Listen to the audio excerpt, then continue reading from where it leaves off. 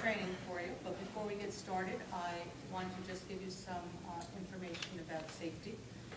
The to the right, front door is Claremont Avenue, and you mentioned you need to exit this building. The Riverside Drive is shut down at this time of night, so you can only exit through there. Restrooms, take the escalator downstairs. There are also vending machines downstairs. You can get soda, water. There is some coffee in the back and some snack food to help get you through the next 2 hours. So why are you here? Anyone? Let's make this interactive tonight, because that's what you hear. This is not, you know, this is serious for your protection. So that's why you're here. October 16th, the Commissioner of the State of New York put out an order, and his commission order stated, anyone? No one knows what the order is. That's why you don't read your email that I send to each of you. None of you. Bad children. So basically, the commissioner's order stated that EMS, is a covered entity. Every ambulance agency is a covered entity, and all personnel within those that are affiliated with those with that agency is a covered personnel entity.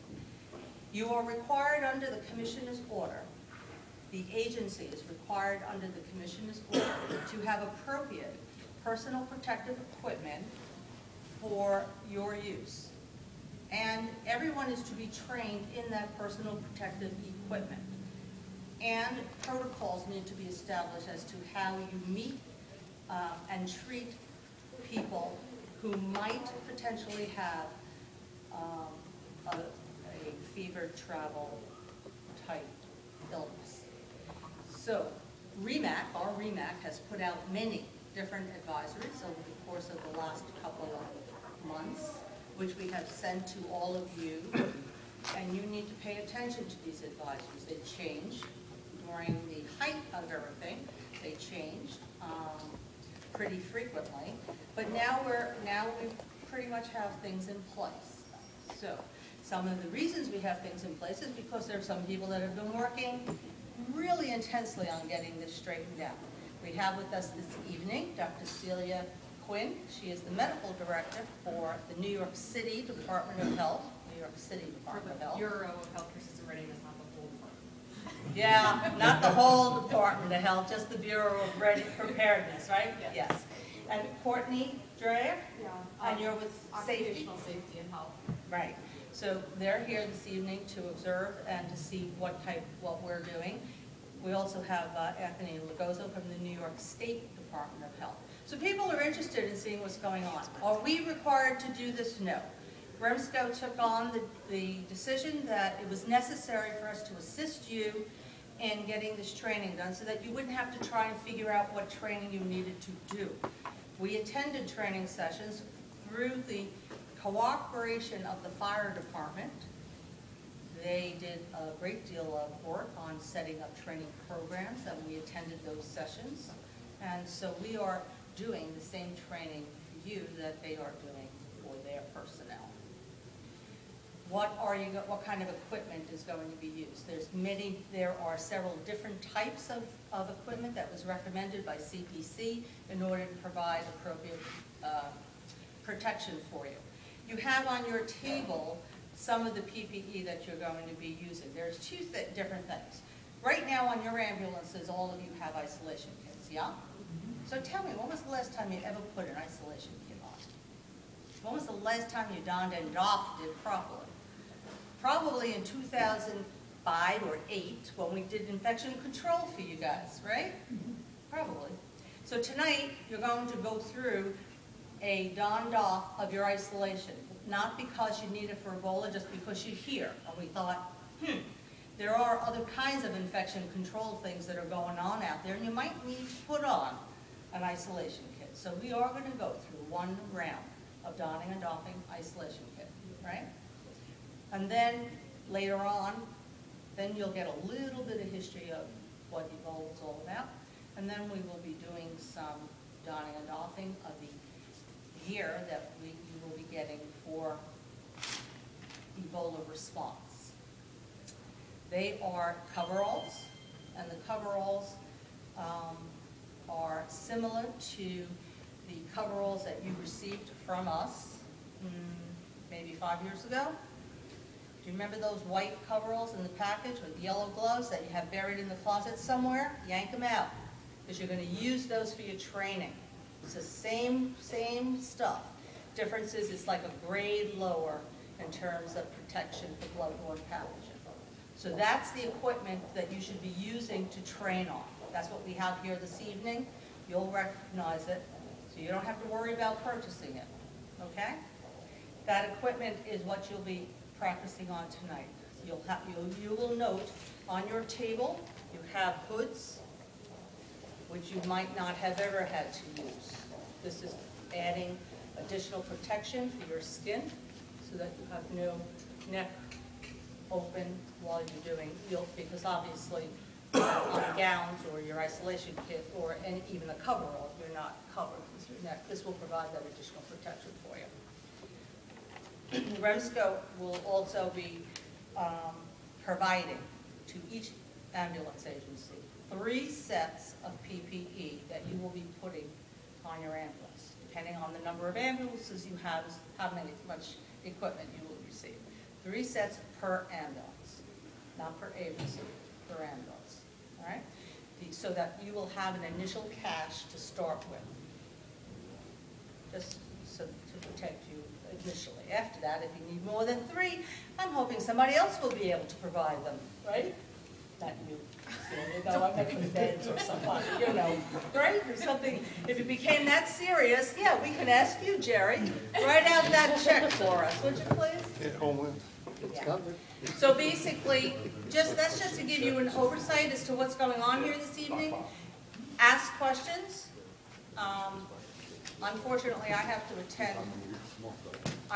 attend another meeting, so I'll be leaving shortly. But Joe, I failed to introduce Joe Ranieri, who's the Emergency Preparedness Coordinator, Marie Diglio, Executive Director of Operations. They'll be doing this, nope, wrong page. They'll be doing this training with you this evening. The equipment is not yet here. As you could well imagine, there's a huge demand for all this equipment, and so the companies are having a hard time keeping up with that demand. The Commissioner's order states that not only are you to have this equipment and practice with it, you are to do practice sessions once a month. You have a CD on your table, which will guide you in terms of the practice sessions that you can do with your members, all right? Once a month, keep a roster, because you see that gentleman over there, State Department of Health, who will be knocking on your door saying, show me a roster. A much nicer. All right, so you want to keep records of, just as you would for any other types of trainings for your members. So this way this will be taken care of appropriately. I think one other thing. So on your table, you've got 3 sets of gloves. The darker ones are your inner gloves, and the lighter ones, those are your outers, just so that you know. I know they look all squashed. That's what they're for. The equipment here, I have no great need for other than these face shields. We cannot purchase them anywhere. We did our best to get enough for training. I'm going to check your pockets as you walk out to me. So I would appreciate if you would not take these home with you, okay? As we get them, you will get them. We are going to provide you with the coveralls, the hoods, the booties, the leg pieces, and your face shields. N95s you should have already, and you can purchase additional ones for yourself, and gloves, same deal for gloves, okay? So you should be set otherwise. Any questions for me? No? Okay. Relax. Have fun. All right. You're on. All right, good evening, everyone. Thank you all for joining us this evening. to our infection control trainer program.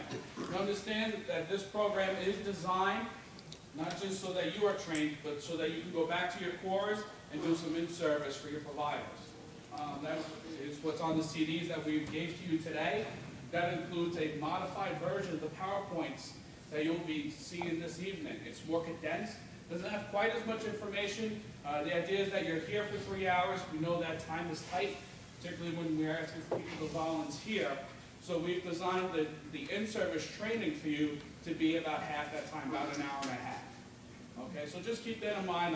You know, when you get home, open up that CD, look through it, kind of rehearse in your head how you're going to plan on doing this training for your providers.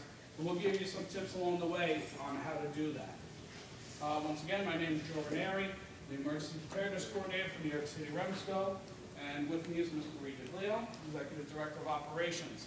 So I'm going to be doing a lot of the PPE type stuff, donning and doffing. We'll be starting with our isolation kits, where he's going to go through the Ebola education and the background on what's going on here in this city, what's going on with this disease, both locally and worldwide. As Nancy had stated before, the REMAC advisory was put out. But before I go into that, I actually want to just kind of go around the room, introduce yourself, let us know how long you've been a provider, and who do you represent here tonight. This way we know who we're working with and what kind of experience that we're dealing with today. So why don't we start over here, the young man right up front. George Benedetto, not related to Nancy Benedetto. Flushing Volunteer Ambulance Corps, been in EMS for 38 years. EMT paramedic. Thank you, George. John Christie with Flushing Volunteer Ambulance Corps. I've been with providers since '81, and I still keep doing it. Another one new to the game. Michelle Zorvis with Little Neck Douglaston, and I've been there 3 years. Thank you, Michelle. Brett Joss with Jamaica State's Volunteer Ambulance Corps. I've been a provider for 7 years. I've been a member for 8. Mike Lyons, Bay Community Volunteer Ambulance Corps, EMT for 20 years. Thank you, Mike. Brian Scheiber with A Community Volunteer and EMT for about 17 years. Jerry Gelbard, Glen Oaks Ambulance, paramedic, 36 years with the agency. Brenda Morrissey, Glen Oaks Ambulance, for 20-something years. Danny Lee with Bensonhurst, 3 years. Michael Marquez, Bensonhurst Ambulance, been a member 12 years. Welcome, Mike. Stephen Gressens, Park Slope Volleys, 1 year. Jonathan Schwartz, Park Slope Volunteer, EMT since 2002. Craig Rancio, Volunteer Heart Ambulance, provided for 9 years. Lauren Hartnett, Volunteer Ambulance, EMT paramedic, 5 years. Performing police relief fund, been a provider for 20 years. Mike. My only common question for you, volunteer ambulance is paramedic 33 years. Like how Flushing Community Volunteer Ambulance, I kind of provided for 30 years. So as you can see, we have a ton of experience in the room, which we would expect. You know, we encourage our agencies to send your trainers. We would expect our trainers to have a lot of experience. So as we approach this, if it seems like we're skipping over stuff, it's because we understand and respect the experience that you have. So we're not going to walk through things like you're new to the game. We're going to treat you as with the experience that you have. So we're going to keep things moving rather quickly. We do have a lot of material to cover. As I said before, REMAC released an advisory. We've been actually releasing a number of advisories over the past couple of months. The most recent one was more definitive guidance on what should we do should we encounter potential Ebola patients. It's a special guidance that we are following, and it's right in line with what the city is asking its providers to do, particularly on the pre-hospital side. This guidance formalizes for EMS the CDC guidelines of what's been put out. I'm sorry, Maddie, if I keep stepping in the way on you. It formalizes what the CDC guidance has been put out.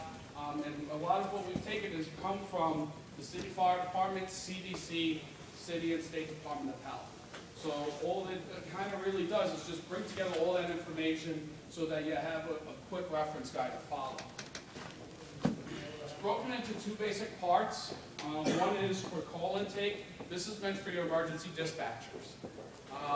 Because before we even get our providers on the scene and risk them at being exposed to these patients, we want to identify it. And if we could do that before they even get there, it makes our providers even safer. So we're recommending that you put this guidance up in your dispatch room. It's a quick one-sheeter for your dispatchers to follow.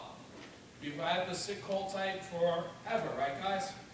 Nothing new. All right, so if you get any sick fever call type, patient got fever, stomach aches, general malaise, all those things that we are associated with, what season are we in now? Flu season. So we're going to get a whole lot of this, right? And our dispatchers already know the certain questions to ask. Well, now we're going to have them ask an additional question. That question is, yes, we understand you have a fever, we understand you feel sick. Have you done any traveling recently? And in particular, have you traveled to West Africa? In particular, 3 different countries, Guinea, Sierra Leone, and Liberia. The answer is yes to those questions. Right? At that point, we're going to initiate the city response to that call type. We call that a fever travel. Patient has a fever, they are sick, and they've met our travel criteria. All right? And we're going to go into initiating the city response in a little bit. But it all starts with our emergency medical dispatchers. They need to be asking these questions to all patients. So even if it comes in under a different call type initially, I am calling, I think I hurt my foot. Okay, are you feeling sick at all? Have you traveled at all? Just 2 quick questions to throw in there, just to make sure that our patients aren't meeting that criteria. And it all starts with medical dispatch. Second sheet of it is for our providers. All right, this is something that should be going into your ambulance so that they can do it as a quick reference copy. When they initially contact any patient, they should be doing so from at least 3 feet away. And this doesn't just involve Ebola, right? This involves all the other nasty stuff that this patient could have. Right? What if we have a TB patient? Should we be getting close to this guy? No, obviously not. So, that's really just getting to be part of general infection control. Before I start getting up close and personal with this patient, let me form my general impression of what could possibly be wrong with this patient before I get up close and personal. So we want to stand 3 feet away, and we're going to ask our same questions. Right? Sir, why am I here today? Why did you call me? Right? Same question. What's your general complaint? They'll give you that. Okay, are you feeling sick at all? Do you have a fever? Right? And if they say yes, oh, okay, so you're feeling sick, you think you're feverish, oh, you think you have the flu? Have you done any traveling recently? Yes, I've done travel. Oh, have you been to either of these 3 countries? What are those 3 countries again? Guinea, Sierra Leone, and Liberia. Right? We're going to repeat this over and over throughout the night, just because we want it to kind of be automatic for our providers. And we're hoping that you'll make it automatic for them as well. And once again, that's how we're going to establish our fever call type. Once we do establish that fever call type, at that point, they're going to go to the patient. Okay, sir, I understand you're not feeling well. I'm going to go get some help, and I'll be right back. At that point, our providers need to exit that scene. All right? You're going to exit that scene and go back to the ambulance, and we're going to call the Department of Health hotline, which we have up here on the screen, 866-692-3641. All right?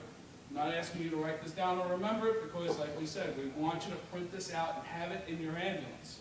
So your providers don't have to remember it. Let it post it up there so that they have that quick reference guide. They're going to call their Department of Health hotline, report the patient that they have. All right? They're going to be asked some questions. While they're doing that, they're also going to be donning the PPE that we're going to be providing them. Even though we're asking them to leave the scene, and we're expecting Fitney Hashtag to treat these patients, why are we telling these guys to don PPE? Can anybody guess why? Why would we suggest that? There's a life threat. What was that? There's a life threat. Case of life threat. Like what? What could occur?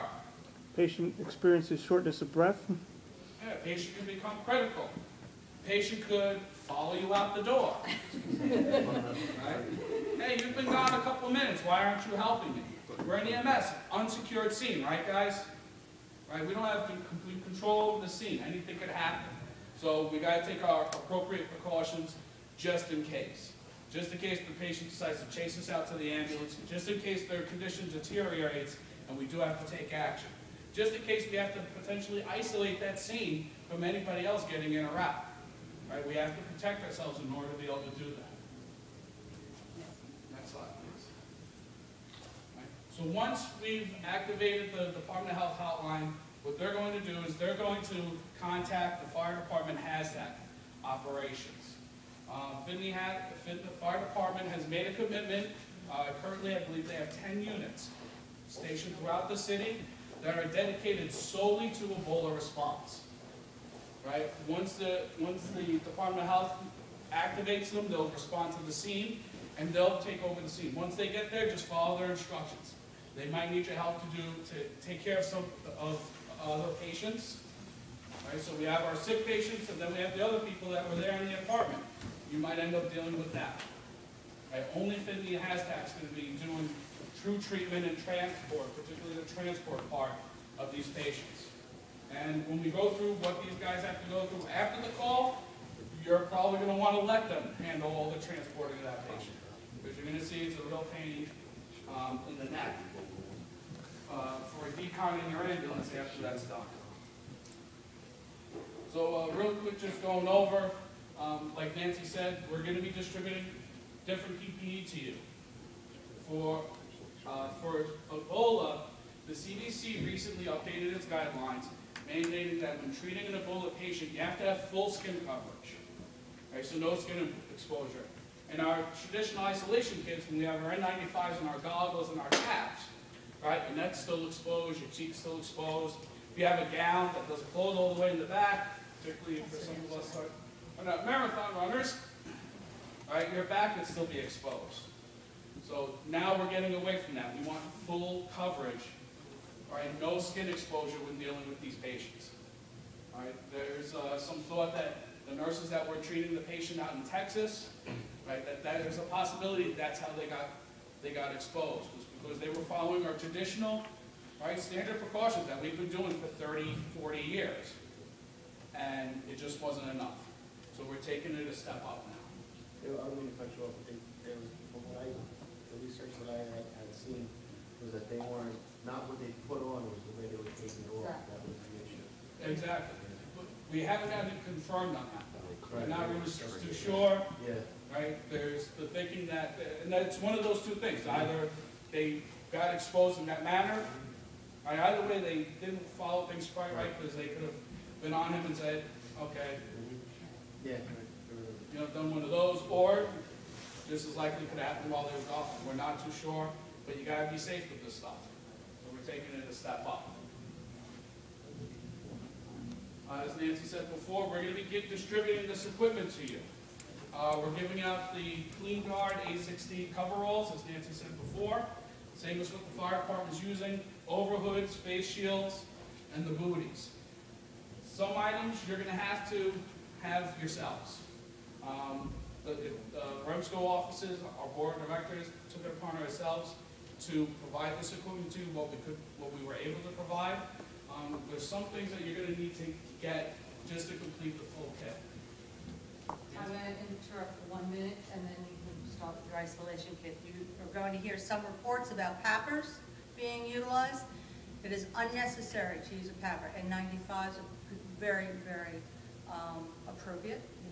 This is not an airborne, right? So we're going to use we're using N95s. You guys were distributed escape hoods. But there is absolutely no need for PAPRs. You can't get them now even if you want to. So it doesn't matter. But just know that. The HAZTAC fellows are dressed up in their gear. That's what they always use. So that's what they're going to continue to use. It may be a little bit more than what's necessary, but it is what their equipment is. So do not compare your equipment to HAZTAC. What you have is appropriate and safe.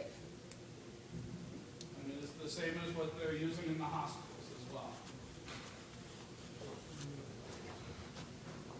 Alright, so before we go any further into Ebola, really what this is all about is infection control. And for us, infection control is about taking our standard precautions, donning and doffing of our isolation kits, which we're all going to be doing in one moment. We're going to be showing you a video. Alright, just to kind of review, we all haven't done this, most of us haven't done this in a while, review how to put it on, take it off, and then we'll do it ourselves. Alright, just to review, that this Ebola, that response to Ebola is just a part of infection control. You still want to take all the same standard precautions for our other patients. Right? You're not going to get a lot of Ebola patients, but you are going to get a lot of every other kind of patient. Our flu patients, TB patients, HIV patients, and whatnot. So we have to take appropriate precautions for those patients first.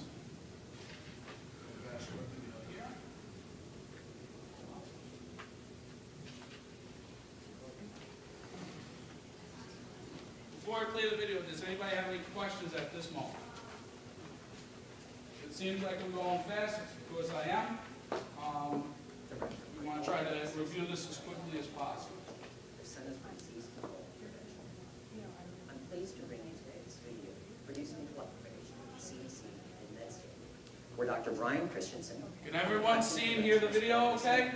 We'll walk through the sequence for putting on and taking off personal protective equipment that's recommended in the new CDC guidance for providing care to patients hospitalized with Ebola virus disease. Hi, I'm Dr. Brian Christensen, epidemiologist at the CDC.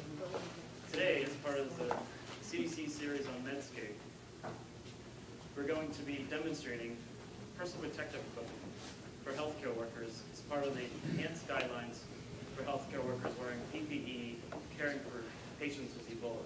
Barbara Smith, an infection preventionist from Mount Sinai, is going to be assisting me today. Today I'll be acting as the trained observer, which is why I already have on a surgical gown that's fluid resistant, nitrile gloves, and boot covers that actually cover up to mid-calf. I will also be putting on a face shield to protect my eyes and my mouth. The first thing we're going to do is inspect our personal protective equipment, or PPE, to make sure that we have everything, and it is laid out in proper order. This includes nitrile gloves, shoe and leg covers to go to the mid-calf, gown that is large enough to allow free movement and is fluid resistant, an N95 respirator, surgical hood that covers all of the hair, ears, and neck, outer gloves that have an extended cup, and a face shield that provides additional protection to the face, including skin and eyes. Next, Barbara is going to make sure that someone is supervising her. The person in that role should be trained on all aspects of PPE and infection control. And I will be representing the trained observer in this case.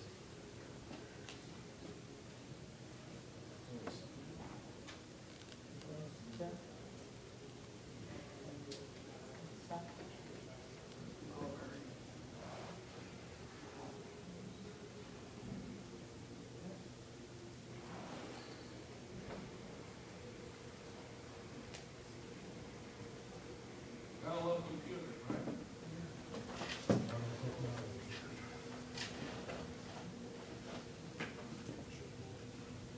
Well, if it doesn't work, do it yourself.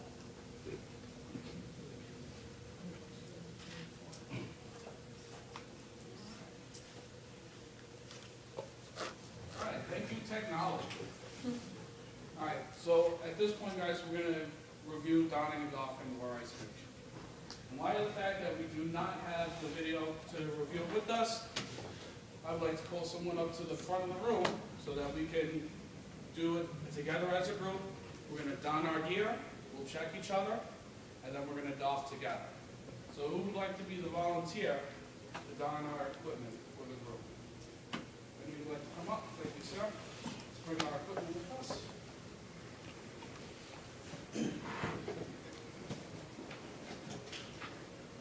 All right, so let's start getting our equipment together. Right, we got a couple pairs of gloves in front of you. The darker ones are your inner gloves. The lighter ones are your large cuff outer gloves. All right, let's get our gown, right, unwrapped, get it ready for us to don it.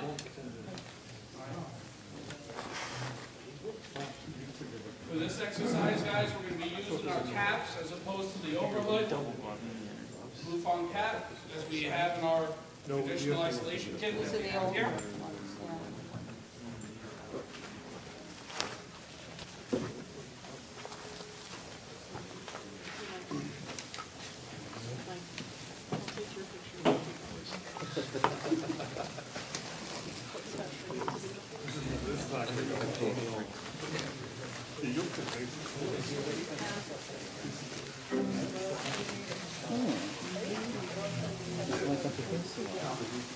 Pretty much.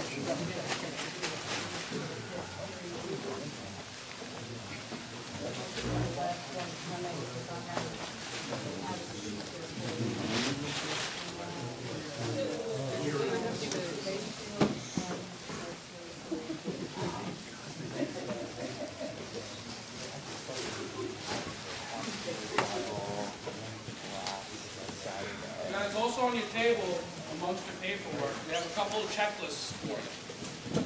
Right, one of those checklists is the donning and doffing of your isolation kit. This should be included in your isolation kit that's on the ambulance. Right, CDC recommends that whenever you're donning and doffing your PPE, you have someone following a checklist. It's just to make sure that we're not missing any steps. Sometimes we have to put this stuff on pretty quickly. All right, so we want to make sure that we're not.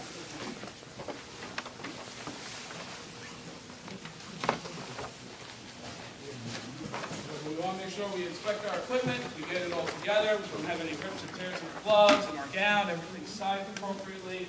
And obviously, all this stuff is figured out back, so it should be good.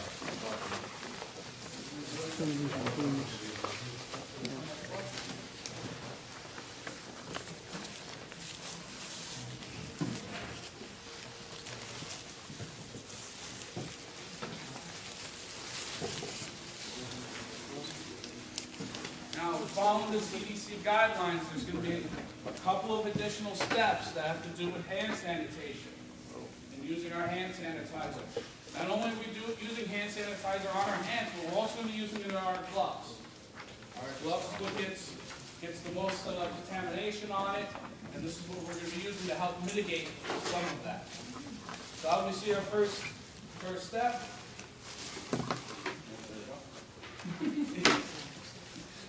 Right, is we want to, prior to putting our gloves on, we want to perform hand hygiene.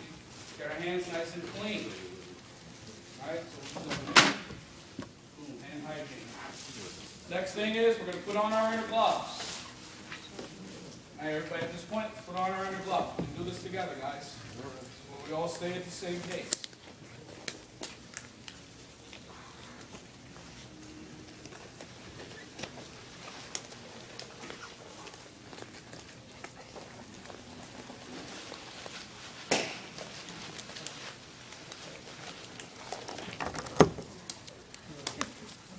Once you get your gloves on, we're going to put on our booties. All right, everybody here that has shin-high booties, you're going to put them on now. Don't rip them, you're going to need them again later.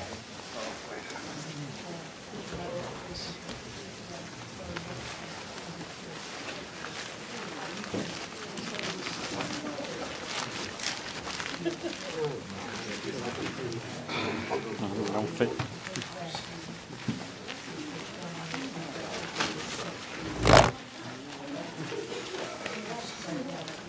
Yeah, and before I have my boots on, good.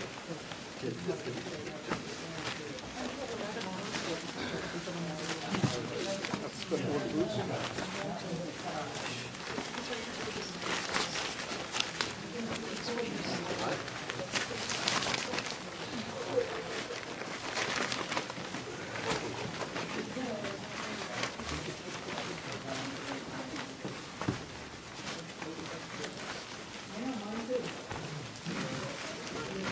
Small feet.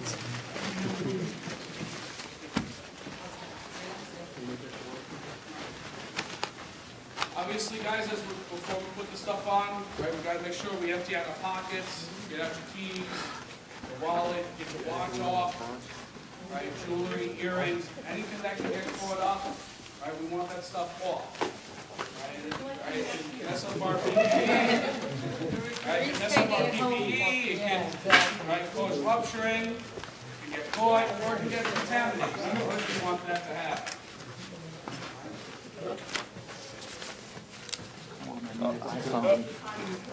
Having to be Take your time with the booties. One thing that'll help is get your toe in all the way to the end and first. Take that rear elastic, bring it all the way around, Clayton Kershaw. then pull up.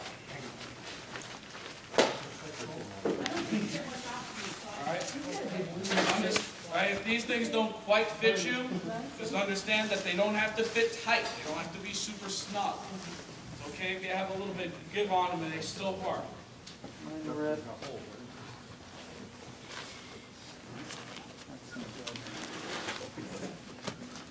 Once you get your booties on, it's time to put on the gown. Let's get our gowns on.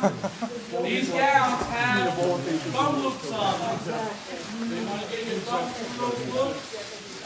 Your inner gloves should not, the cuff of your inner gloves should not come past the cuff of the gown. The gown should overlap your glove.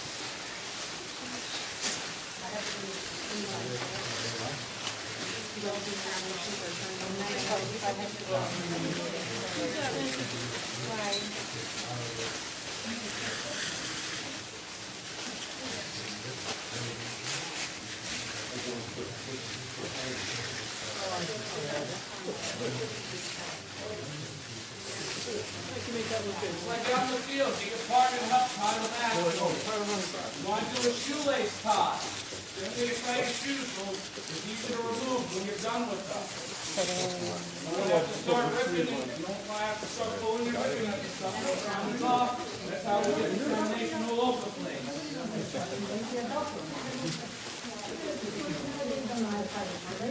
I need you to do me a favor, and when I get this thing fully on, and Skinny take my enough to picture. actually wrap this around and put the knot in front. It's a big if, Joe. No? I might get lucky. Hey. Can I add that this is not something you're expected to be able to do by yourself? I don't know how flexible you guys are, so you should always be doing this with a donning and doffing buddy in addition to the observer that's doing it. So feel free to ask your neighbors for help. What? Collar needs to be under. Mr. Mike, do you need some help? I'll take the job shirt off before I deal with any actual roll. I'm just calling the fire department. Myself to the Call Niall if you want to.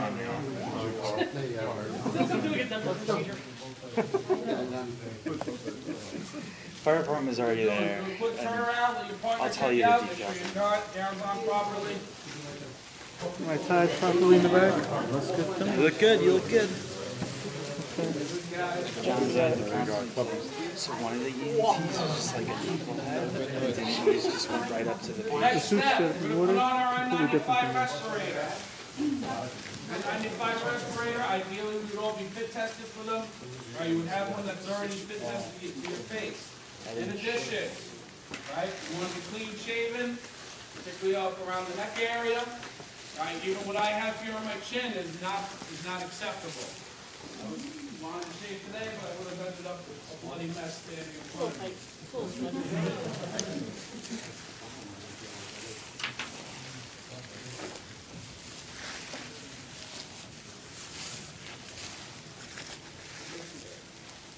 Alright, bring the mask to your face. Top strap above your ear, bottom strap below the ear. Alright, you want to press the metal down to fit across the bridge of your nose so it fits tight. Once you feel that's tested, take your hand, place it over the front of your mask, and breathe in. The mask sucks to your face, you have a good seal. If it does not, you do not have a good seal. It's the same way firefighters check for our SCBA mask. Cover the hole and we breathe in. And after that, you're going to put on your cap.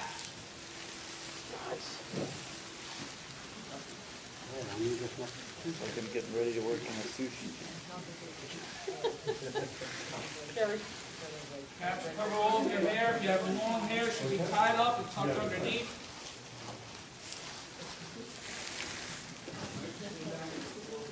Gotta take pictures of the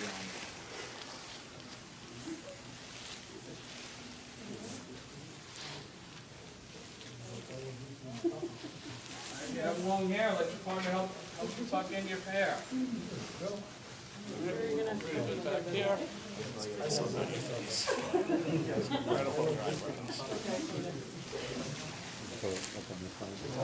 All right, guys, now let's put on our outer gloves. That'll be the wider gloves with the long cuff.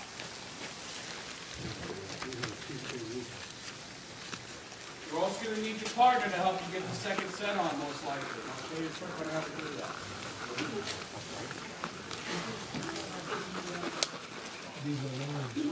Just go over the blue. Down. The level of protection you'd be wearing if there was a SARS outbreak, when you had another fire department. If you're having trouble getting your outer gloves on, these are extra large. I'll show you a trick. Get your partner. Place both your hands inside the glove. Open up the cuff just like this. You're the one putting your glove on, get your hand straight up. Maybe I'll do this here. Fingers wide. Thumb side. Place the glove all the way over. And you can lay part of the foot. And then the cuff will come straight down. Anyone need an appendix out tonight?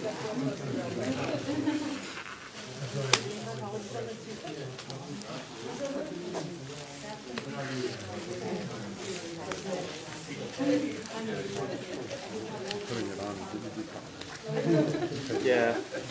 You want to get your partner to help you do this. Put his hands in like this. Put it wide. Put your hands straight up like you're doing a play. Up.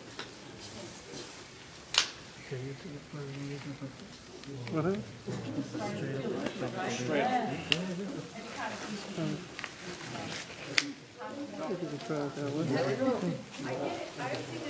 I mean, after you get off the scene, I'd almost say put some bleach in a humidifier and just stand in front of it for a while.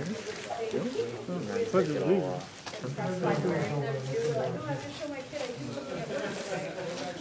I should have used the Sterino layer. I'm killing myself. It's really cold.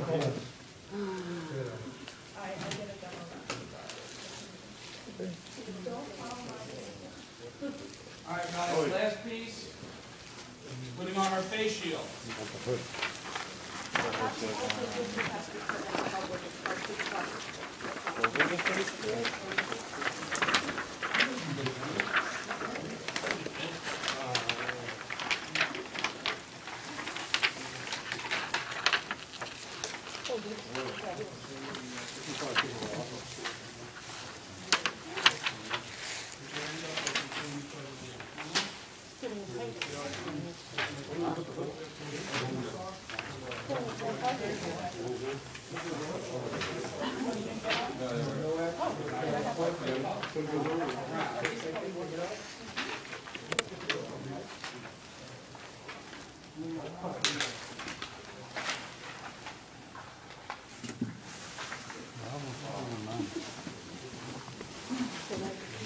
Good, like 20 minutes of No, you don't have the hood on that one. You got one more.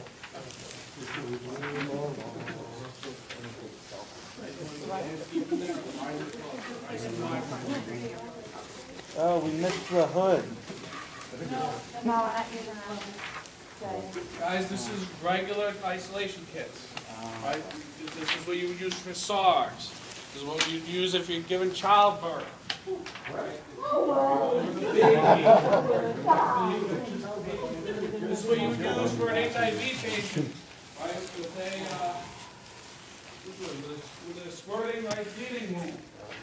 Right? We want to be all geared up to this level. This is not for Ebola.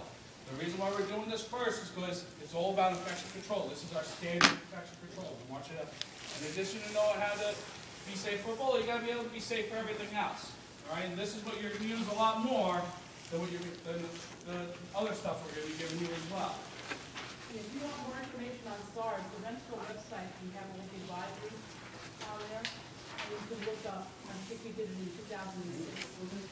Look up the advisory on SARS, and we'll give you all the information on this level of information. All right, so once we're geared up, inspect your partner, make sure that we're all set.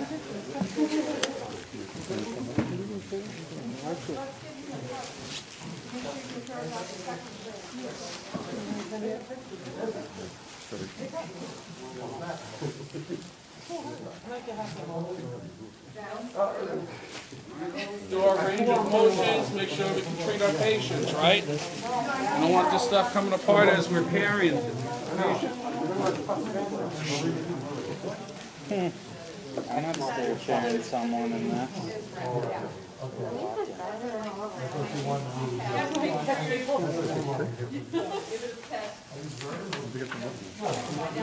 I got the regular 6. I didn't want the 6 pluses. Guys, the reason why we have you do an inspection, right, is this stuff folds up easily, right? It's easy to miss a rip. Right, Vinny's got a rip here at the bottom of his boot. It happens. Right? This one's A lot of good, them, you get ripped up. You can get a small rip, right? Over here around the armpit area. Right? Are you going to be able to see this if you have a rip there? No. It's your partner that's going to be able to pick that up. So you got to work together. All right, so we go, we treat our patient. All right, we all get all sorts of blood and guts and vomit and nastiness on us. All right, so we treat the patient, probably saved them. Not if George was treating them. Of course. All right, so we come back and it's time to don. Time to doff our equipment. Time to get it off. So we're going to come to the area. Obviously, you want to have an observer, someone that's not covered in all sorts of nastiness, to be there to help you go through the process. All right, so now we're on the other side of our checklist for the doffing procedure. All right, biggest thing with doffing is, guys, we got to do it slow. Remember, the emergency's over at this point. All right, we've either already dropped off the patient to the hospital, right, or they've been pronounced. All right, either way, we're no longer doing patient care. The emergency's over. Now it's time to slow down. And you got to take your time. And you got to take your time when you're doing this, right? Like we said, like we brought up before, in Dallas, right, it's one of two theories on how those nurses got exposed. Either one, right, because they didn't have the full skin coverage, or two, they had an error in doffing their equipment, which is when you're at most risk for getting exposed. Now, when you have all your stuff on, you're working with the patient, it's when you're taking it off, because then you expose yourself more and more. All right? So first thing we want to do, we got to obviously inspect, make sure we don't have any tears on Vinny's stuff. I would see a tear up there in his boot, so we know that's the first thing we got to disinfect. Is the boot, because we have a rupture there, we have an exposure. Well, let's say he doesn't have any breaks or anything in his PPE, and he's good. All right, first thing we're going to do, and this is new, we're going to disinfect his outer gloves. All right? All right, we got the Purell here. You can simply notionalize it. You don't have to actually get the stuff on you. Disinfect his outer gloves. Squirt, squirt, squirt, squirt.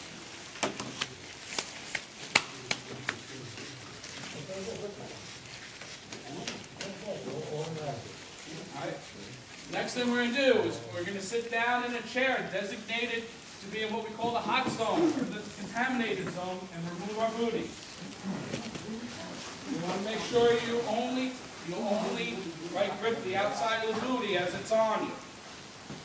And it should be coming off inside out. Good, keep coming off.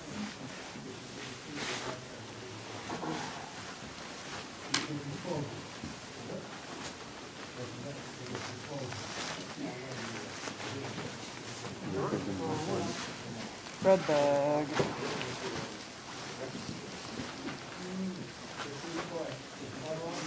Right now, we're just going to put it on the side. You guys are going to need those again later. All right, take them off nice and easy, guys. You're going to be needing them again later. All right, we'll put them to the side, notionalizing that we put them in a red bag. All right, then again, we're going to disinfect our outer gloves. One more time, disinfect our outer gloves. Boom, boom, disinfect them.